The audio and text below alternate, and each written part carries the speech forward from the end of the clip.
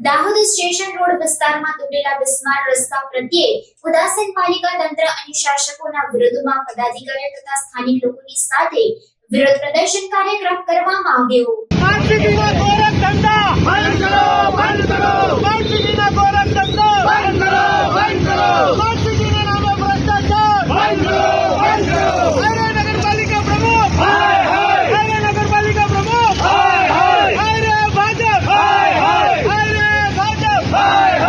દાહોદ શહેરના સ્ટેશન રોડના વિસ્તારમાં તૂટેલા બિસ્માર રસ્તા પ્રત્યે